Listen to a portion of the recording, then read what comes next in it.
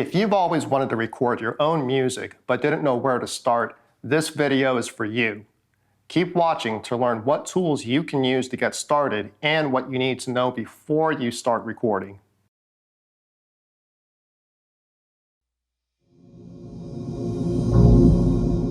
Hi there. I'm so glad you want to start recording your own music, but before I can start demonstrating some simple techniques for you to use, it's important to watch the rest of this video first to understand some basic concepts and why they're so important. So first, let's run through what you'll need to start recording your music. Number 1, your mobile phone or tablet that has its own built-in mic. Now, iOS and Android devices are what most people will be working with, and no, they don't have to be the latest model either. Second, you'll need a mobile app for recording. In the next video, I'll be demonstrating some free apps you can quickly learn to use yourself. Next, you're going to need some way of making music, so your voice and whatever instruments you already have will do just fine.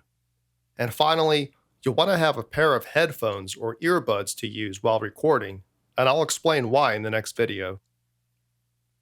But first things first, let's make sure you have a decent mobile app installed on your device to record your music. Now, if you have an iPhone or iPad, the free GarageBand app should already be installed. If you have an Android device, I recommend the free BandLab mobile app available in the Google Play Store. Now, whatever app you use, there's going to be a learning curve as you figure out how to set it up and actually use it well, so be patient with yourself. I'll share the basics with you, but be sure to use the support pages and tutorials that are available for whatever app you're using. Now, you might be wondering why you even need a special app to record when your device already has an app for recording voice memos. Well, that voice memo app is great for capturing your ideas quickly and easily, but remember that you're recording everything onto just one single track of audio. What we're after instead is known as multi-track recording. Multi-track recording simply means working with multiple tracks of music, where each part or sound is recorded onto its own discrete track.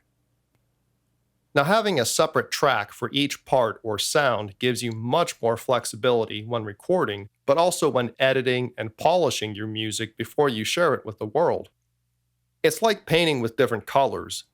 If you mix your blue paint and your red paint together into the same bucket, you end up with purple paint.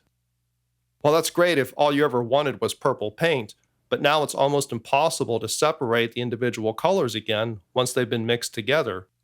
You can't go back to just blue and red again. Audio recording works the same way. If you record your voice and your guitar together onto the same track, it's very difficult to adjust one without adjusting the other. By having your guitar recorded on its own track, you can make it louder, fix any mistakes, or add effects later without doing anything to your voice, since it's on a separate track of its own. Multi-track recording will let you better enhance what's great and reduce what's distracting, so your music can sound its very best.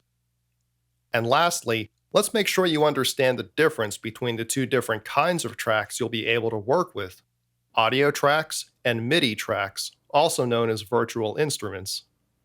Now, audio is an actual sound recording, while MIDI is data only.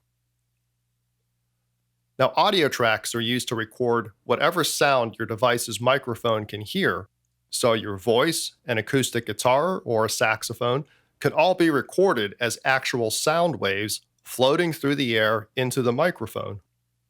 Virtual instruments are simply software programs that can generate different sounds digitally.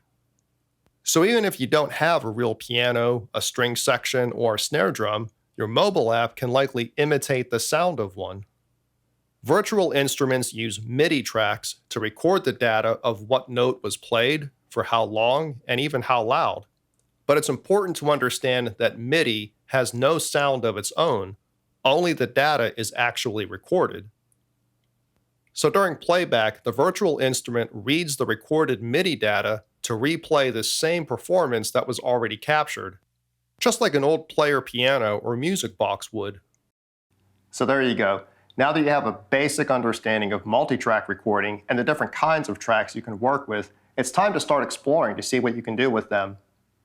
In the next video, we'll dive right into some basic techniques you can use to record your music using just your mobile device and a pair of headphones. If you're interested in learning more, please remember to hit the subscribe button and share this video within your musical circles.